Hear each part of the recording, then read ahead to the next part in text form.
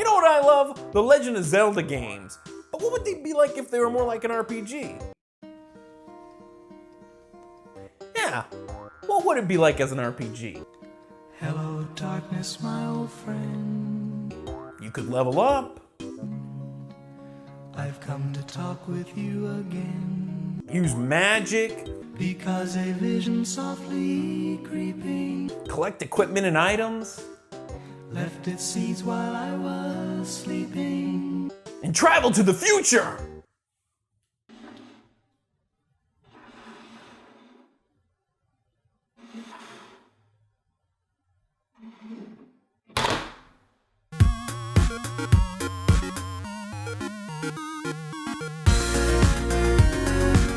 Crystalis is a game developed by SNK and released for the NES in 1990.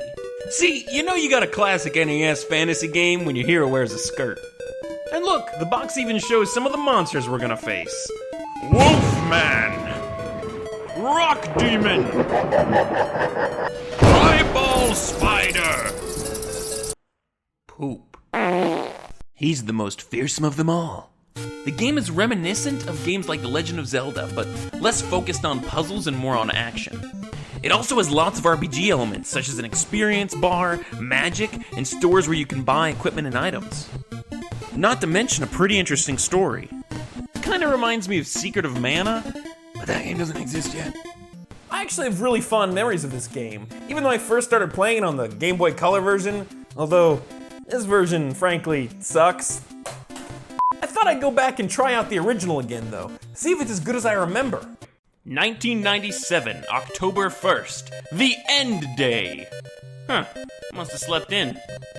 Savage war engulfs the world. Civilization is destroyed. Well, I can't imagine that was very difficult, what with the world apparently consisting of only this tiny little city in the middle of nowhere. An evolution had taken place. The Earth's axis shifted and all creatures became mutated. Life would never be the same. Those surviving vowed not to repeat their mistakes of the past and erected a great tower in the sky to oppress evil forever. You know, in my experience, oppression is usually a bad thing. You know what? Forget it! I'm down for it! Let's oppress evil!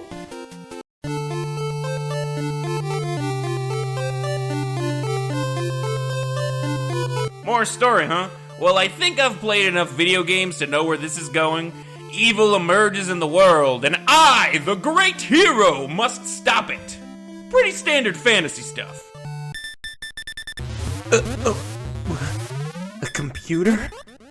That's not standard fantasy.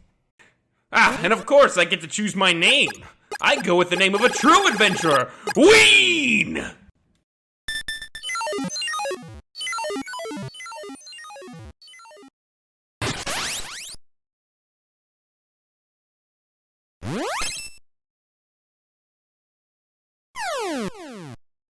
What?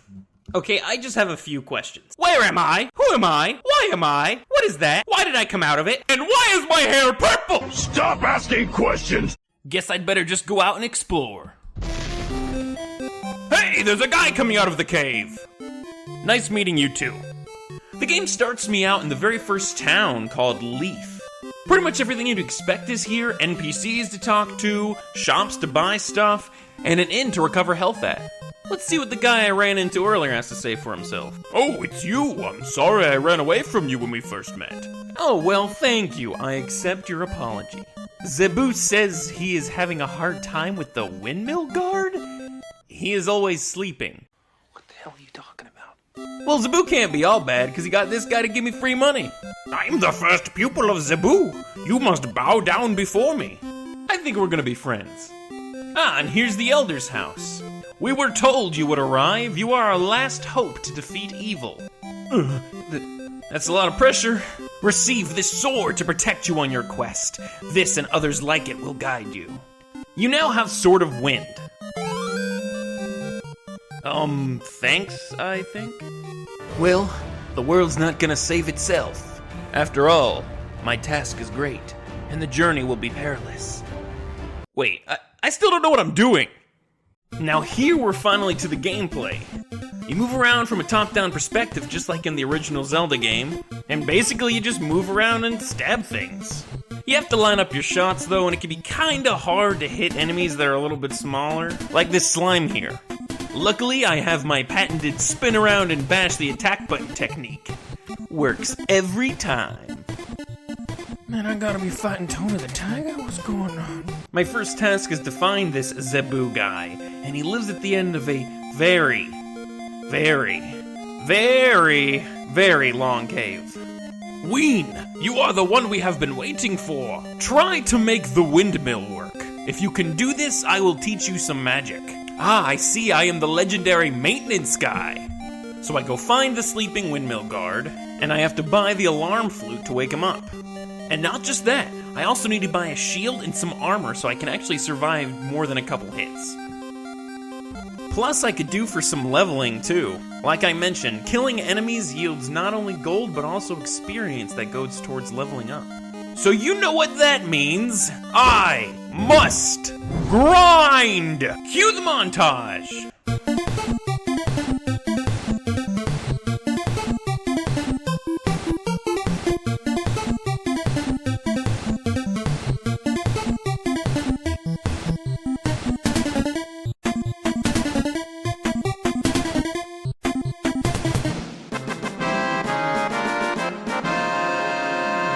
Finally! Now that I've got everything I need, I'm gonna equip the alarm flute and hear that sweet, beautiful music.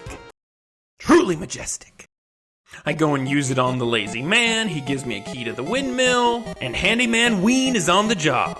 Alright, the key goes here, and... Oh man, that is not my fault. I'd better leave. In return for my mountain-destroying skills, Zebu teaches me my first spell. Refresh! The healing spell. AKA, the only hope I have for beating the first dungeon. Which is filled with alien splooge monsters, Dratini, and... Gary Busey, what are you doing in this cave? Shouldn't you be making Amazon Fire commercials? That joke's really bad. After going far enough through the dungeon, I found the first power-up for my sword, called the Ball of Wind. It levels up your charge shot, but for the life of me, I cannot tell if it makes it any stronger. But it destroys walls, so that's good, I guess. And it's not long until I face the first boss. And he uses the most vile weapon ever conceived. Bats! So many bats! And if you suck as bad as me, you're probably gonna die in this fight. And that means starting the entire dungeon from the start. But with enough medical herbs, strength of will, you can beat him. And your reward is to watch him explode for like 6 hours. Yeah, I'm a hero. And so, our hero Ween continues on his journey, seeking out the elemental sword so that he may oppress evil, learning spells, slaying monsters, and meeting many new strange people, such as these things that are apparently dwarves? They kind of look like bunnies to me, but whatever. The fun of this game really is discovery. There's lots of cool things to find, interesting people to meet, awesome weapons and equipment. Honestly, it's amazing for the time that it came out. Overall, it's a really fun game that doesn't get a lot of attention. Unfortunately, Crystalis hasn't had a re-release since the Game Boy Color version, and that's really a shame. If you haven't played it before, I really recommend you give it a try, and you might just find a hidden gem. Hey, thank you so much for watching, I really appreciate it. Leave a comment down below and let me know what you think. Also, I want to know if there are any obscure video games that you love. I'm always interested to hear about games I've never played. If you enjoyed this video, check out some of my other stuff. I've got a video about the first Fire Emblem game, which also just so happens to be another obscure NES game. And for those of you waiting for the next video on the Fire Emblem games, don't worry, it's coming very soon. Again, thanks for watching, and you stay beautiful.